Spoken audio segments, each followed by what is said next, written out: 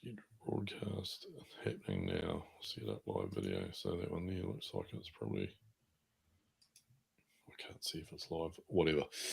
So we'll just get into it. People are probably sick of listening to me dribble on. Tom, look, it's a huge privilege to have you accept my hounding to get you on the show, and look, we go back a little bit, but welcome everyone to Strong Opinions Loosely Held episode 4 with Tom from Crew Technology Consulting. I think technology recruitment, yeah. And I met Tom a few years ago when I was in my CrossFit ownership mission, and Tom, I don't know what I was about to say, foolishly walked through the door, was intrigued by what we had going on, and so we've been friends since. He's even placed me in a role, which I have to thank him for. But Tom, why don't you kind of introduce yourself, give the crowd, the audience, a little bit of a flavour who you are and what you're about.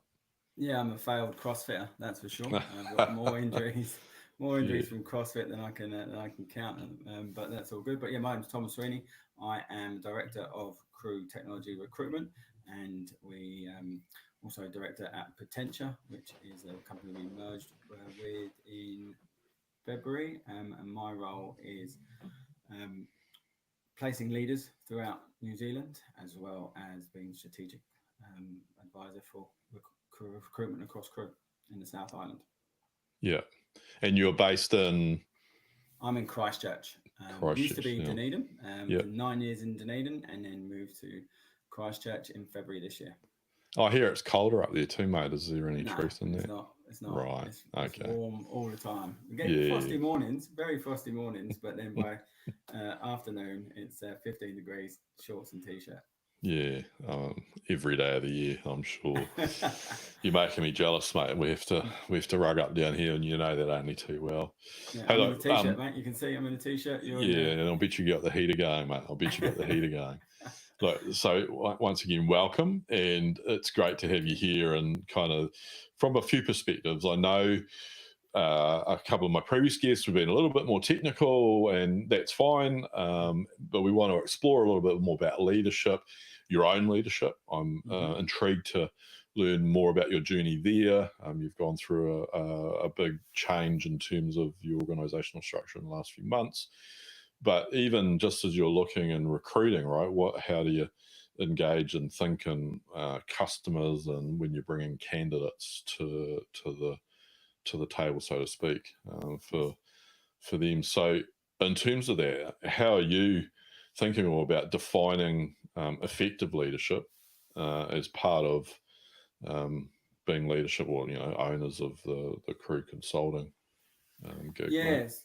So when Corey and I set out, there's only two of us, and there was no people leadership that we needed to do. So leadership for me was about being a leader in the field. So it's been a pretty long journey to get where I am. I had zero network when I moved to New Zealand. I had zero relationships, and I had zero reputation. And then it was actually meeting people like yourself and John, who was on here two episodes ago. John Foot, that gave me a lot of time in Dunedin, and it was about building them relationships and to become that leader in that way. So for me, it was about building trust in the market and become a trusted advisor in that. And then Crew grew, and we had to be people leadership. So I had to learn how to become a people leader, how to guide people, how to inspire them, and trying to influence them and get them onto our journey. And it was then we kept growing, and we sort of realized that my strengths weren't people management. So that's leadership in itself, mate. Recognizing those things, right? Yes, yeah, and that's what we had to look at. So Corey and I hired very well in that space. In Christchurch, we had Angela, and now we have Elgin, who's our sort of leader across the South Island. So my role became more about bringing in new customers, more strategic leadership, and guiding our organisations and getting them to helping them in their recruitment strategies, and also leading from the front to the team when it comes to business development and growing. So defining leadership for me is quite hard because it's just a continual improvement. So I'm constantly learning, constantly growing, and now with the merger we mentioned, in February, to get to that point, there was a lot of growth in that space as well. And then for me now, I'm on a board. I'm on deputy chair, which I don't know what that is yet. Still, we've got my third board meeting this week, so I'm on a governance journey as well. So leadership for me is continually improving all the time. So to define it is quite hard. And when I can define it, and when I think I've completed it, I think that's the time when I'm going to have to hang up my gloves. But for at the moment, it's just continuous improvement and growth and learning. Yeah, but in that context, though, Tom, does it ever come to an end? Right, leadership is continually evolving. There's new philosophies or mindsets, or new science and new evidence to come out. And how do you find and learn about that stuff so you can adapt yourself? Yeah, well, I've a couple of years ago, I got a coach, a guy called Ian Mamure, who's in Dunedin, a friend of mine now, and he made me block out time to learn, and made me block out time to keep on top of current affairs, and to make sure that I know what's going on. So I've always had a part of my sort of part of my values is curiosity, always to be learning, and I want to always be learning. So, that evolution of leadership for me is key, so I'm always learning, make sure I have the time. And then just as soon as I hear something new, like I've got to try and find out, especially in recruitment, when I was just solely based on recruitment, I had to go and talk to people about developers or about infrastructure engineers or about architecture that I didn't know about, but I had to learn about it. So it's always constantly learning about it. Yeah. And how does that show up for you in your day job? And I'm going to park a little bit around the governance, because I think that's quite an interesting angle to explore too. But in terms of your day job now, and how's that fundamentally changed, even just since February, which is 6 months roughly, isn't it? Yeah, so now my role is also, there's a couple of areas I've got. I still don't know what my day job is, but we've got a few areas of, there's a leadership desk that Corey and I are growing in the South Island, that's placing leaders in the South Island, with our counterpart Julian up in the north, who's done a really good job of doing that for the last 10 or so years in Auckland, and bringing that to Corey and I down here, because we've got a lot of that network. We just want to help place them and build their careers as well. So that's part of my day job, but also part of my day job is to support Elgin in him making sure that the team are working, and also Ange, who is our executive director of business development. So I'm helping her in her strategic accounts as well, and growing them accounts. So for me, it's just, I've got to constantly understand what's going on in the market, constantly understand what's going on with our customers. And it's all about relationships. It's about having them key relationships and learning from people and talking to people, but constantly building on relationships.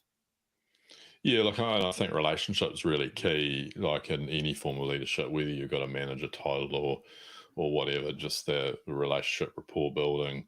Ultimately, it comes down to trust, right? It's difficult to lead someone if they don't trust, or you can't get some element of trust with your smaller team, or even the broader audience. How do you lean into that sort of stuff? Yeah, and you've got to try and help your customers, influence their decisions as well, right? And being that trusted advisor is key in that area. Yeah. And so what specific things what lengths do you go to become that trusted advisor and be a leader, and you feel like I've got some viewpoints on what you guys have done differently, but I'm interested in your perspective. Oh, back in the day, mate, it was the beers. Get you guys out for beers all the time. Yeah, But we've all got old, and I don't drink wiser. anymore. Mm. But no, it comes down to relationships, and and getting to understand people. I think we've always with recruitment, we don't do anything much differently to anyone else. We work in verticals, but we have specialists, like technical specialists that understand the area that they're working. And for Corey and I, we both had a strength in that space. So we understand enough technically. I could, but we're not technical. So we understand enough, and we care. Whereas some companies, we're not generalists, so we are specialists. So when I was in recruitment, I'd work a role until I placed it. If it took me 3 days or 100 days, because I put that time into it, and it really mattered to me, to do that. And being a small business owner, all your hours that you're putting in, you want to get rewarded for.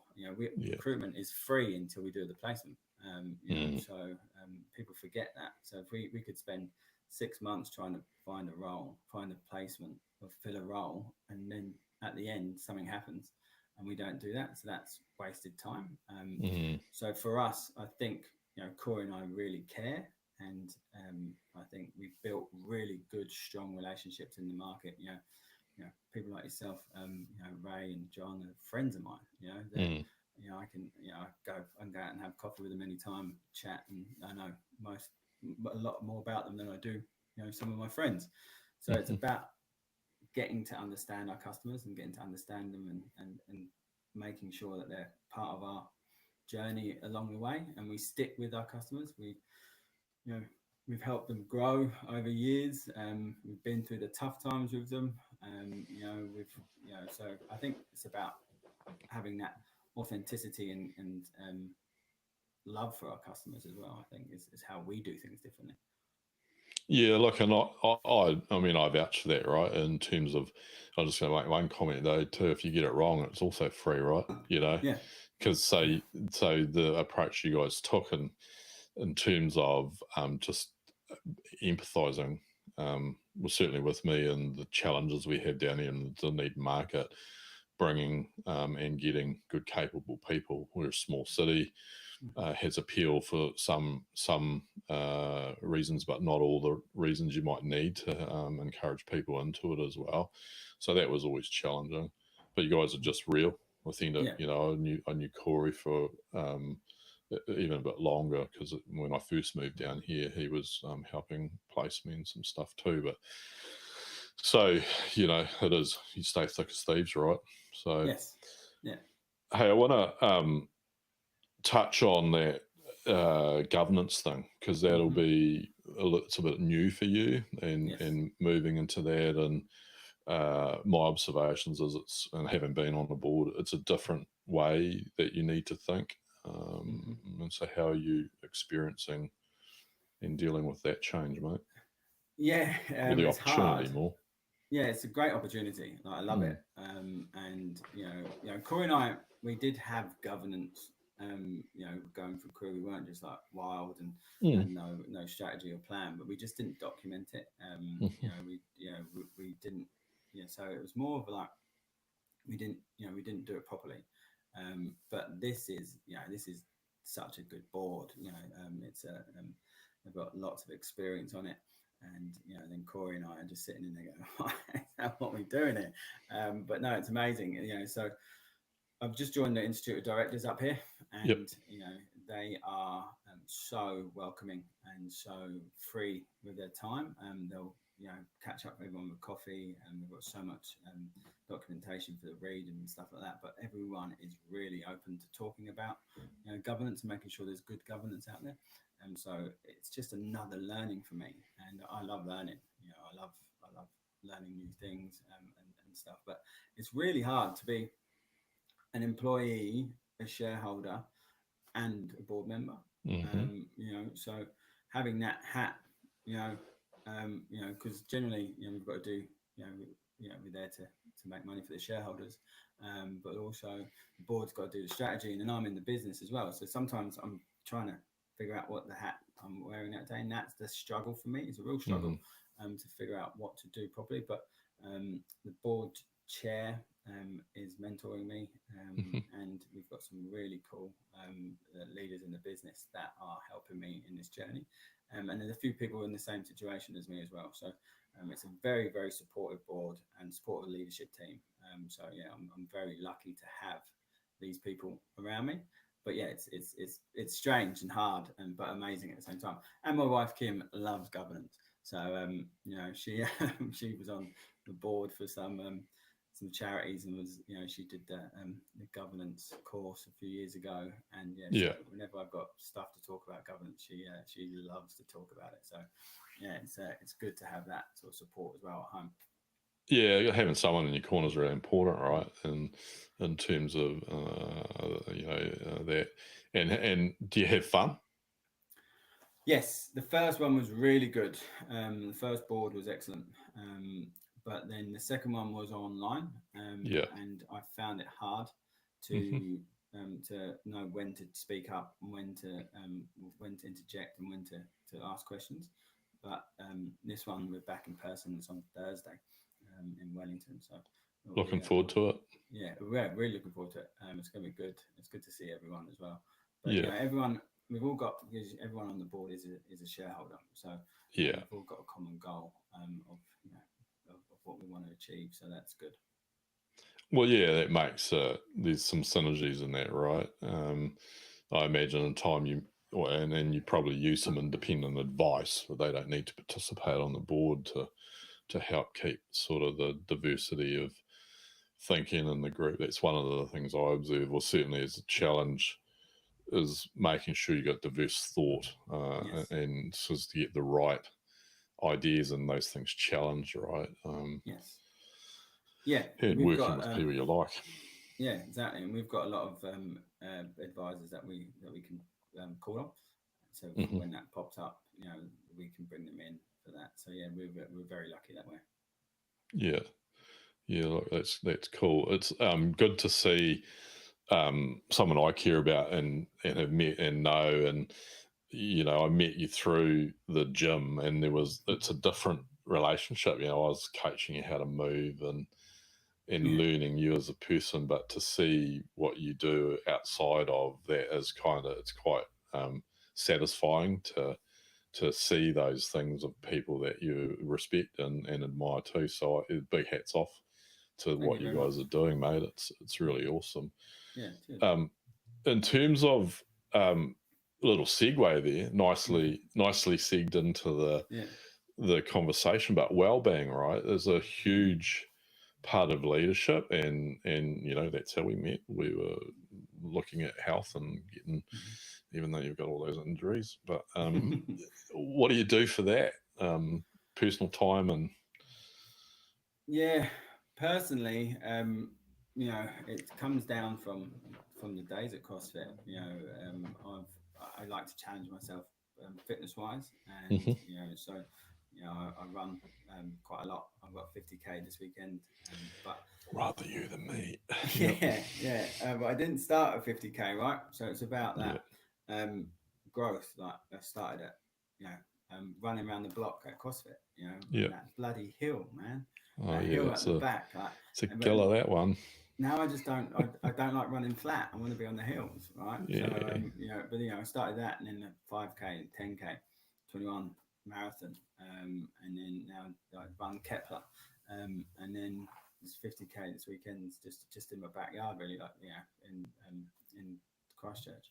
Yeah. Start at my house and go on the big loop and come back. But it was about, so for me, having that time to push myself personally is good, but mentally, it's, I have to have my alone time. It's very important for me to recharge my batteries on my own, and Tommy time, we like to call it. So I do need that, but also I need my family time. I need time with, I've got a 1-year-old and a beautiful wife, and I need time with them to do that. So it's balance, and I think I mentioned to you work-life balance before, and and how do you do it? And I don't have a work-life balance. I have balance. Mm, Like work and life is one for me. Who I am at home is who I am in the office. I wear my heart on the sleeve. If I care about. If I meet someone, I want to know all about them. Even if I'm through work or down the park walking the dogs. I'm that person. I will mm, always be that person. So balance is very key. So fitting the whole thing together is very important. You know, Recruitment's a stressful job. Um, mm, I see a therapist once a month for hmm. 8 years. Yep. Um, Mostly he sits and listens to me moan about Corey. But He's probably in the office next door. Yeah. yeah. But then also, through the tough times, he's been there and got me through a lot. And I have to. He's a big part of my life. Yeah. So I strongly agree in that. And work-wise, we want people to be happy and healthy. Mm. And we encourage. We have platform called Clearhead that the team Oh yeah. are able to use, and that also has an AI buddy that can help you through certain things. But if it gets to a point where you need more mental help, there's a subscription model on there that they get. No, I think they get 2 to 3 um, professional help, professional meetings through the Yeah. app. But also, we've got a health and wellbeing coach through Yeah. retention through the merge, who's Yeah. awesome.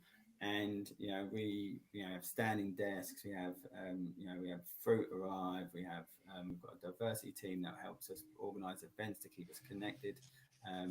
And we probably should do more on the physical side with the team. But it's people's preference. I don't know if everyone wants to come to the gym and watch me get sweaty.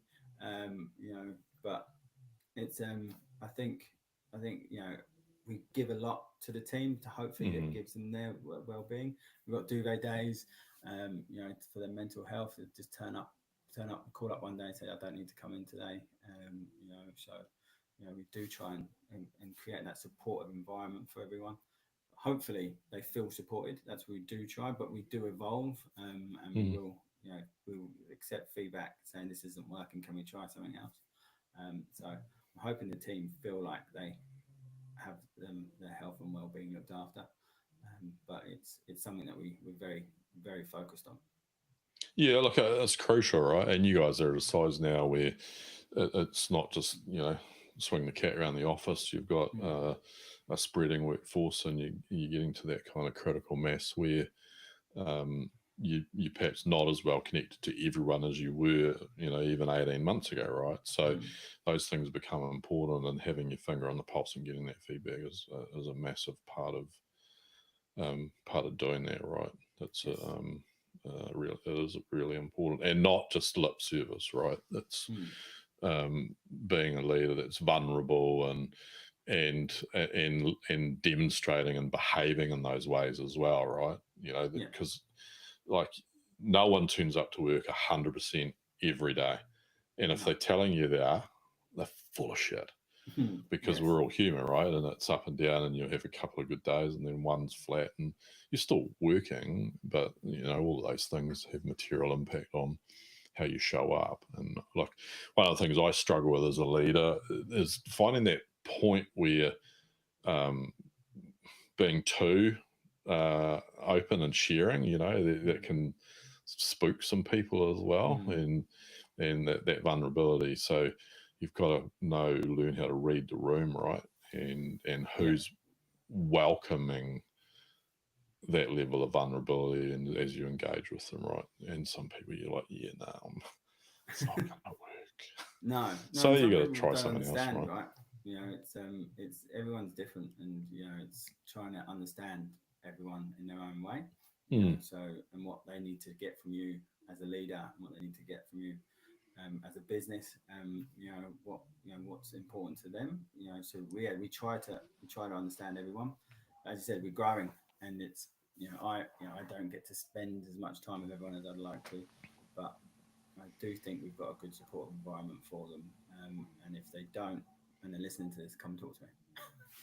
Well, yeah, listen. Well, that's it. Like, ultimately, we're all the masters of our own destiny, right? And I've long advocated if you don't ask, you don't get. And so, but it can take courage and confidence for people to lean into that. There is this unspoken hierarchy that exists in any organization, whether it's a 2-person or a 4,000 or bigger organization. There's just those things, the founders, the top of the pile, and so it's human. It's how humans work together, right? Which is really looking like leading into that. COVID smacked our backside. When was that? 20? I can't remember. It was so long ago, but 2020, and we're getting these ripples in the internet, and what's this thing going on? Then New Zealand kind of shut up shop, and we're not quite back there yet. But how are you guys leaning into the volatility in the market? I know you and I've had a couple of conversations. We were like roaring ahead, and then we're like, hang on, in the professional relationship we have. But that must be incredibly challenging for you guys to manage in a volatile market as well. Yeah, so pre-COVID, the reason I know the year so well is that I got married in December 2019. Right. And then the world shut down straight after our honeymoon. We, Corey and I were growing the business, and most of our recruitment was done through permanent placements. So we were looking at contract placements. We had 1 or 2 customers that we had a couple of contractors with, probably 5 to 10, and then COVID hit. Permanent recruitment stopped, fell off a cliff. There was no permanent recruitment. But luckily enough, the 10 or so contractors that we did have were in primary industry and or education. Right. So they had to go into work. But then because we were set up that way, we were able to pivot, the word of the time. And we went more contracting focused. So it was good for us as a business at that time. We grew through that time. We brought on two consultants in that space as well. So we grew during COVID and after COVID, and everyone felt the benefits past them 2 years after COVID. But now we've sort of come to a point where we are in that similar situation. There's not a lot of positivity out in the market. There's a lot of negative press. There's a lot of people being made redundant. So we are in that situation now, but of what to do. But we've built a lot of good relationships with small to medium and enterprise size customers that we're not sort of bums on seats recruiters. We've got big relationships. So we are still doing okay. Could always be doing better, but we are starting to see some positive news coming into the market, and we are growing again. But it's just being able to adapt quickly to the market you're in, and making sure that you are talking to your customers. Again, it's that relationship side. We want to make sure that we've got strong relationships with all of our customers, and then with our team, that they feel safe in this environment. Because of the negativity that's in the market, we have to reassure our team that we are okay as a company and we're doing well. Not hitting the targets that we were doing 18 months ago, but that's because of the market. So the team feels safe, we're safe, and we just want to talk to our customers to let them know that we're here for when they do need us, and the ones that do need us now, we're here. So it's about making sure that we communicate properly. Yeah, I think you made a comment earlier. I know I heard it because you said it, but in terms of that being focused, in terms of you bringing technology professionals to the market and engaging, and and do that really well with the good trust relationships that you had. In terms of that kind of inflection point with it, what leadership things that did you have to lean on to make those pivots? Because you've got to bring people along with you in that regard too, right? Yeah, it was risk was something that we had to understand. Mm-hmm. For Corey and I to figure out if it was worth taking the risk to put in a lot of eggs in a different basket. It was making sure the team was skilled up and we were able to educate them and Mm-hmm. grow their skill set. And it was probably trying to get everyone on the same common goal as us. Yeah. And that is what we want to do. This is how we can do it. And Sarah, who's you've met in our team, was our contract specialist at the time. Yeah. And, she jumped in it, head first and never looked back. But we were making sure that she had the support and she felt confident enough to do that. So I think as leaders, it's risk management and understanding the market, and again, the relationships that we had in place. It's about making sure we knew what we were doing and that we understood the risks that were going to happen if it didn't pull off. Yeah. When you were 25, which wasn't that long ago, right? It's like 4 or 5 years ago. Feels like a long time ago. Feels like a long time ago. Yeah. Maybe let's say at 20. Mm-hmm. The angle of my train of thought here is, what are you doing now that you would do differently if you were able to go back and say, hey, Tom, you 20-year-old idiot, what's one piece of advice in the context of how you've gone about the last 10 years? 10, mate. I'm 43 now. So all right, I was just trying to build some. I can't even do the math on that. 20 years, mate. Yeah. So I think I moved to Germany when I was 20 years old. To sell cars to American soldiers based in Europe. Right. So I had two very good mentors over there. One of them was my brother John, and another one was a guy called Simon Biddle. Yeah. And both very different. And I learned from them. But one of them, Simon, said to me back then that find a mentor and copy them and do things better. So that stuck with me for a long time. And that mentor was my brother John.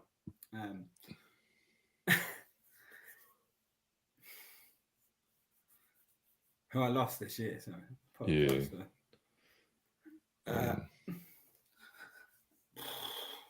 hang on. Sorry, Tom, I didn't. Shit, this is live, isn't it? It is live, but that's. Yeah, and what was the question again? Oh yeah, what would I say to myself? But the only thing I didn't have back then was someone tell me to invest or save money well, because we were we were 20, earning a lot of money, and spending a lot of money. So.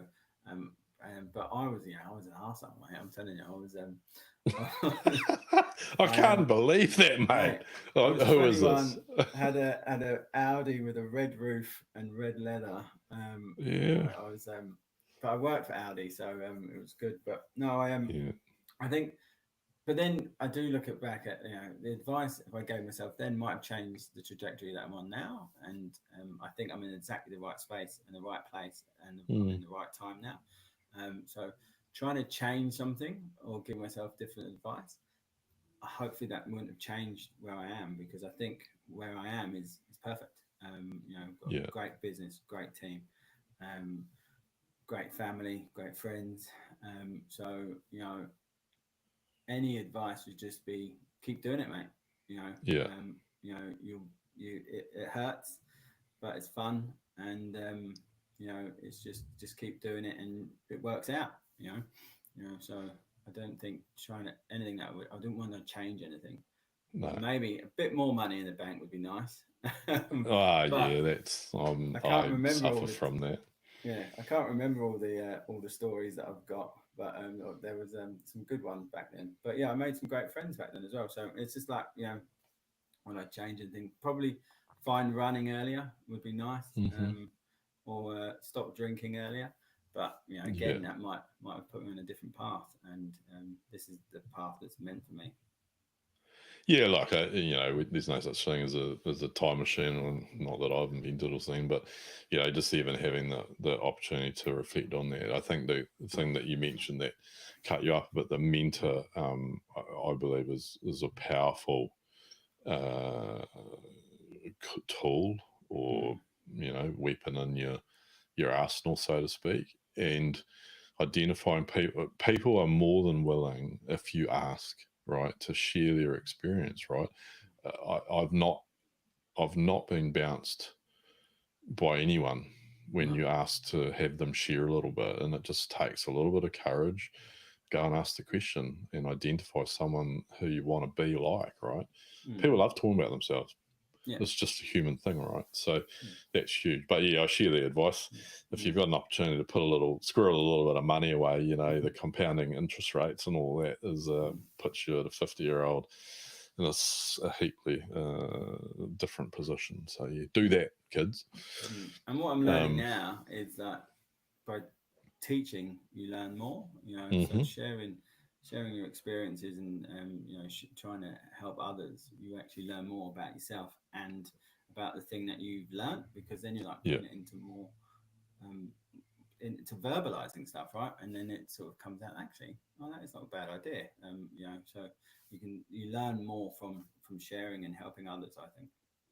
Yeah, I kind of liken that to you only should be 10 minutes smarter than everyone else in the room to be good at leading. But that's like the learning, the teaching thing, right? That's how we kind of evolve all of our skills in that, um, and so forth. Like there would have been some time in the last 3 or 4 years where challenges you faced and staying committed to the vision that you and Corey set out on, and it's similar but different to what journey you started. And so how do you stay committed, and if there've been challenges, what do you do to overcome them, even Yeah, in that conversation? yeah. So Corey and I started, and we didn't really have a vision at the beginning. It was more about Hmm. having a sort of unwritten vision. We was like having a good place to work, Mm. and work with good people. But then we hired Seb and Sarah, and then we all sat in a room and did our own sort of vision and purpose. Empowering others to make connections and along them lines. Um, and we stuck to that. Corey and I had a big, hairy, audacious goal of getting to a certain amount of contractors, and then also being the best recruitment company in the South Island. Mm. Um, and it's hard to quantify the best when you don't really know what everyone else is doing.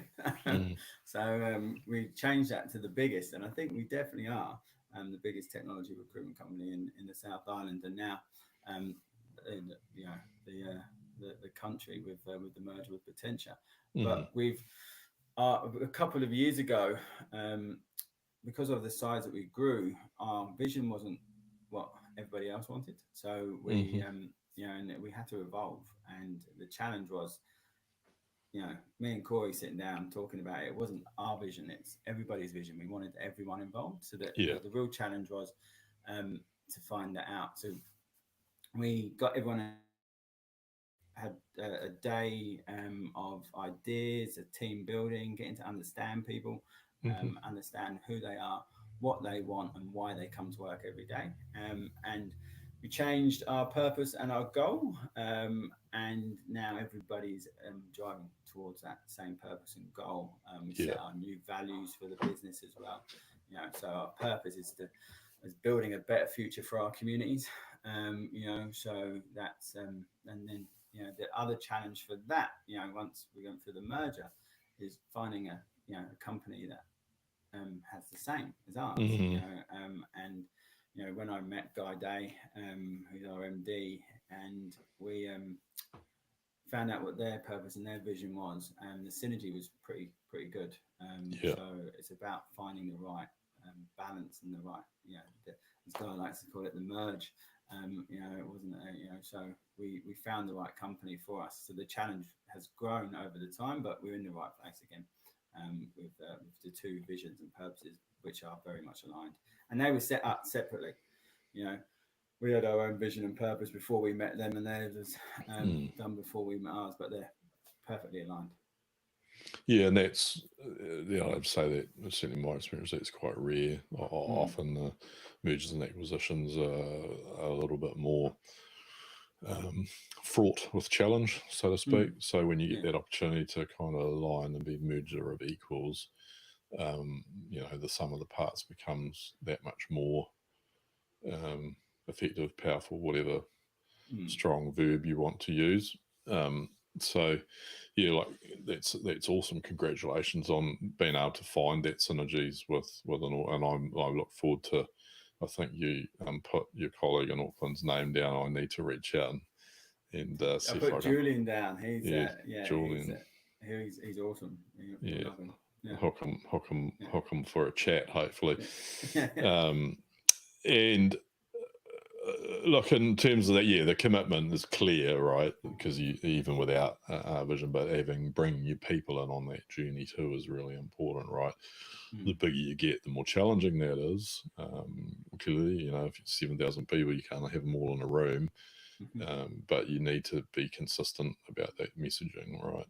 Yes, I mean, even recently, as a part of the leadership team and our technology function at work, we got together over a couple of days last week, and was it last week or the week before? I can't remember. It's so blurry these days.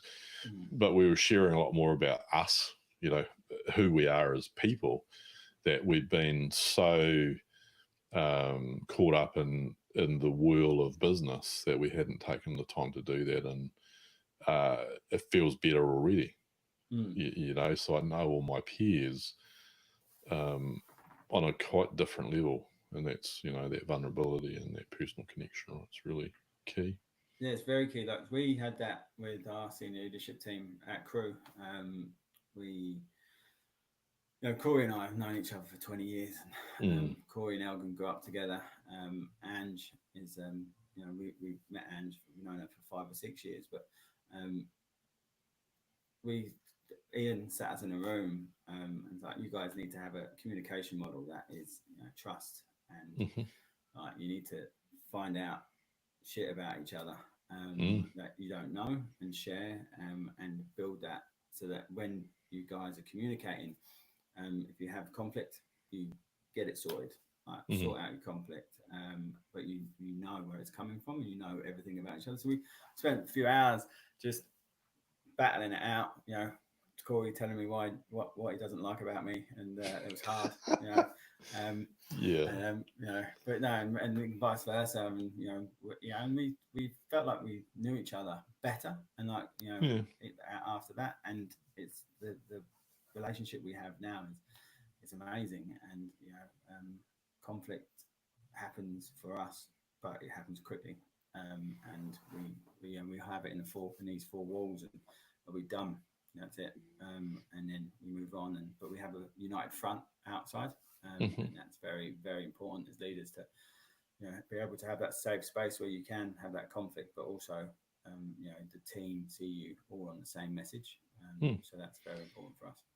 Yeah, I'm less concerned that people see the conflict too, but as long as you come out of it and you're all aligned and moving forward cohesively, right? It's not even necessarily consistently. So that is important. And the thing that disturbs me the most, leadership team, it doesn't really matter. If there's no conflict, shit's going west, right? Yeah. If people aren't prepared to have that, and it's not a shit slinging match. It's not about that. It's about respectful discourse that gets you to a better place, right? And if you're not prepared to do that, then don't even entertain becoming a manager, let alone calling yourself a leader, right? I think there's a lot lost on people in that context, right? Yes, yeah, definitely. Yeah, I completely agree there. So as you're navigating with people that might be coming into work with you guys to get placed in a role, and they're like a leadership role or a management role, interchangeable, how do you engage? What do you advise people? What do they need to bring to the table to put their best foot forward? It's having a clear understanding of what purpose they or what legacy they want to create, Hmm. in that leadership space, what you want to be remembered by, and Mm. what have you done in order to get you to where you are, and what you want to achieve in the next 5, 10, 15 years. So it's really getting people to understand themselves, Yep. so that we can then understand where to place them. So it's not everyone's suited for every role, right? So, you could have certain companies that have different values, or different Mm. goals, or different, or measure things differently. So we need to understand, what you want as a person, to help marry that with our customers, Yeah. and grow that. So it's a journey to, if you want to go on it, we can talk about it. We can go. We can get to understand you, get to understand why you're here, understand what you're looking for. If someone just says, "Oh, I just want a figure and that's it," then like, well, that's not really what we're doing here, because we're trying to Mm. create, trying to connect leaders with great companies, and kind of great companies with great leaders, to grow sort Yeah. of the next area. So yeah, it's about, so we take them on a journey of exploration to understand their leadership style, understand their, what drives them, where they want to be, and what sort of goals they want to achieve, and how they get people on the bus, right? Mm. It's about how do you inspire other people to get to where you want them to go, because as a good leader, you need to get people on that bus, and then how you get them off is also key as well, right? So Yeah. Sometimes you need to get them off for their own benefit as well as the group, right? And yeah, those crucial conversations, I think most people know when it's happening that it's the right thing, but it can become quite confronting, right? yes, yeah, My biggest development came through my journey through CrossFit coaching, yeah, right? Like, I believe I grew more in that period, not related to work, work in a corporate sense, or even in any other, job, because you have to press so hard to understand what's going on for someone. yeah, Getting the best out of someone, you've got to be able to read and understand and see, oh, look, he's not quite the same today. And so you might ask a couple of questions just to explore feelings. So you adjust then how you might encourage or push or, coach someone, right? And there's a yeah. big element of coaching and leadership and management. And I fundamentally believe people don't appreciate that. It's a No, fairly strong opinion I have. yeah, and not very loosely held, strongly Not held, very I loosely held. Although if think. someone can give me a counter, then it might be loosely Yeah. loosely held. No, when we were at the gym together, I think one of the first things you realise is that I like a bit of competition, so you signed me up to a competition straight away. Mm. One Friday, I think I wasn't even a member yet, and you just Mm. signed me up to a competition. That to me inspired me. So you knew how to get me motivated. So that, that's a testament to you understanding people. But yeah, it's I think I've learned the most every time I moved. Yeah. And so I moved to Germany when I was 20, Mm-hmm. moved to Australia when I was 25, and I um, moved here when I was 35. Yeah. So every time, and then I moved to Christchurch. I'm finding out more about myself now. So I moved to Dunedin and Christchurch. Mm. So I think, because I've had to create new networks every time. Yeah. And so I learn a bit about myself and a bit about what I want and what's important, and how to deal with people, because I have Yeah. to deal with a new team, and have to deal with new networks, and how to network into that sort of leadership space. So I learn a lot every time I move, but this is the last time, I'm telling you. This is it, not moving again.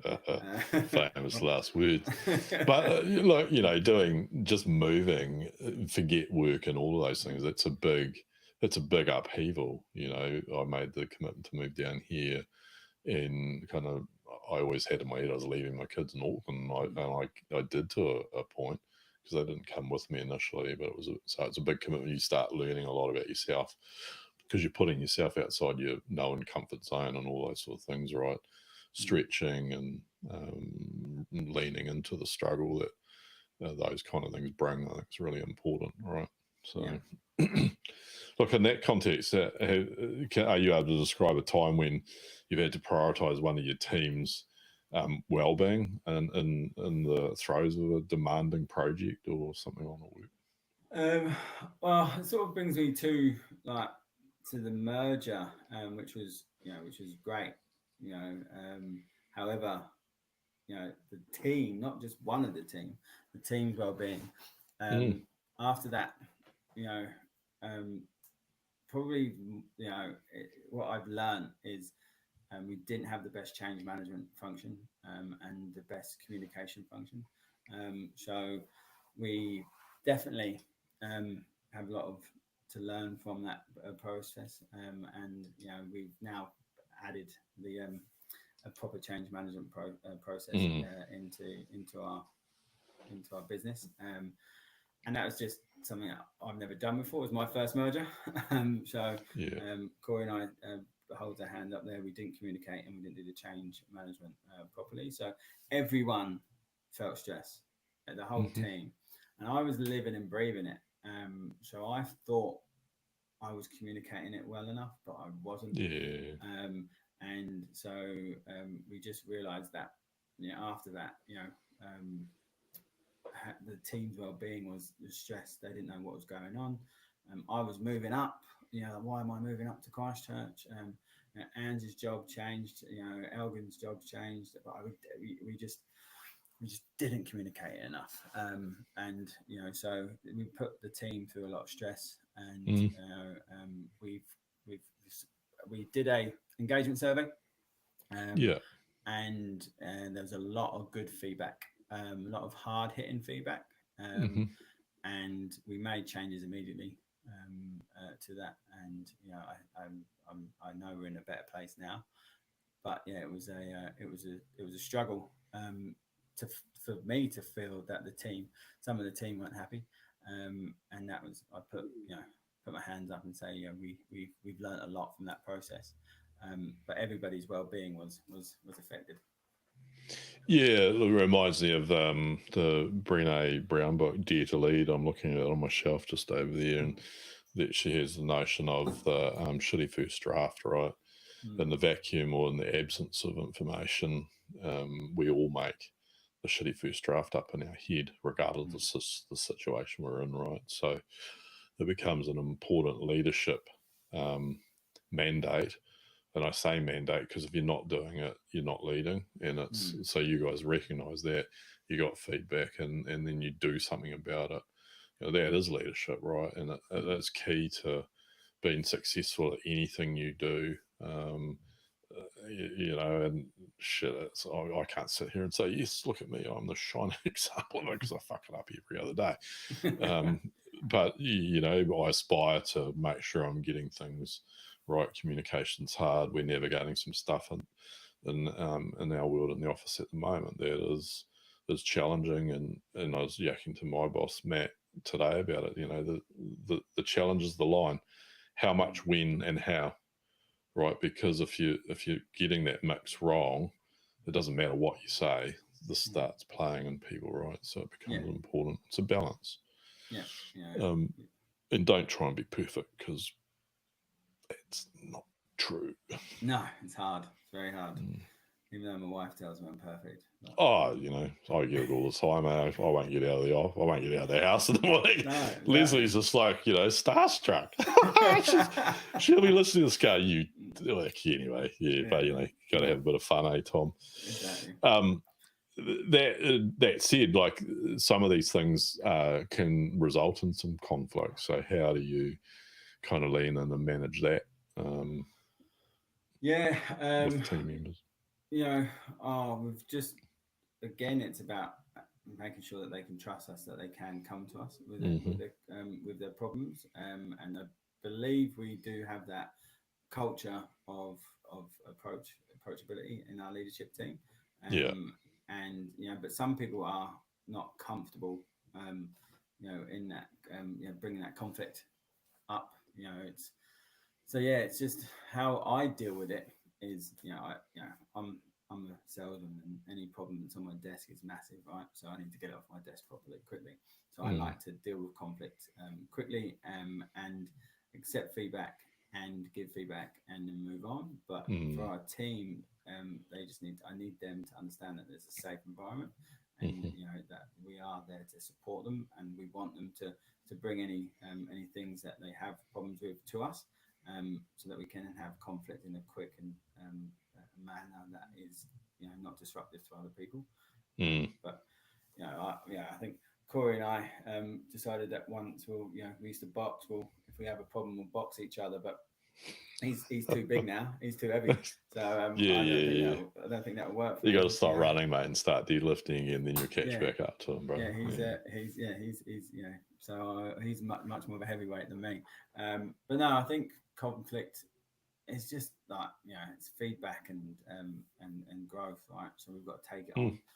It's not nice, but do you nothing good grows in the comfort zone, right? So we just want to take it on and deal with it quickly, because as soon as it spirals out of control, it's a problem. And and it's when it's in your head, if you don't deal with it, it just becomes massive. And it's just a phone call. Like, I've got anxiety. I've got more anxiety than most people, and so I used to. If I sent you an email on Friday and you didn't respond, I'd be worried about it until Monday, until you call me up and say, "What are you going about, you idiot?" And I'm like, "Oh, I was worried about that all weekend." So it's just about getting rid of it, moving on, and dealing with it, and making sure we're in an environment that we can have conflict that's safe, and move on. And if it's a problem, we have to deal with it quickly and swiftly and fairly. Yeah. Safe, I'll pick up on that. Safe for me is like setting some boundaries too, right? And if everyone understands what those boundaries are, and you don't have to adhere to them 100%, as long as the variance on it isn't so grievous, it's crazy. But being clear on those things are really important too, right? As people don't understand boundaries, like this is personal life. Like even in your relationship with your wife, or your kids, there's boundaries, right? Yes. There's some shit that I won't share with my kids and that, because there's no need, and they know that, and vice versa, right? So look, final thoughts as we kind of roll in. Once again, I express my gratitude for having you on, Tom. You've certainly given me some insight to the way you think about things, and I'm 100% certain those that have listened and will listen in the future will get something out of this. If there's one final thing that you'd like to share or reiterate, what would that be, mate? That's a good question. Like, I'm still surprised I got a call up to a leadership podcast, to be honest. But I still don't see myself as a leader. But again, I'm always continuously improving, and I think to be a leader, you have to be curious, you have to be vulnerable, and you have to inspire others. So to do all them things is just consistently doing the small things well. Elgin will love me saying consistency, Mr. Consistency himself. But it is creating a culture and creating an environment that our team are happy, and I want to grow constantly and consistently as a leader. So I appreciate you spending some time talking to me about this. Yeah, look, of course, mate. Anytime, I'll have you back. The thing that I'd pick up on, and you made the mention of it earlier, that I'll leave or land on, and sort of putting a bit of colour on your word consistency. You made a comment halfway through-ish about you're the Tom at home, you're the Tom at work. You're not two Toms, right? You're the same individual, and that balance isn't work life, it's just balance. And so that, to me, that resonated for me, right, is authentic, and you're not having to put a lot of thought into, I'm going to work, I better push that button, so that was awesome for me. Oh, good. All right. Glad. Yeah, that is something that is very important to me. Making sure that people do have balance. And then so for me, I just understanding my own is very key.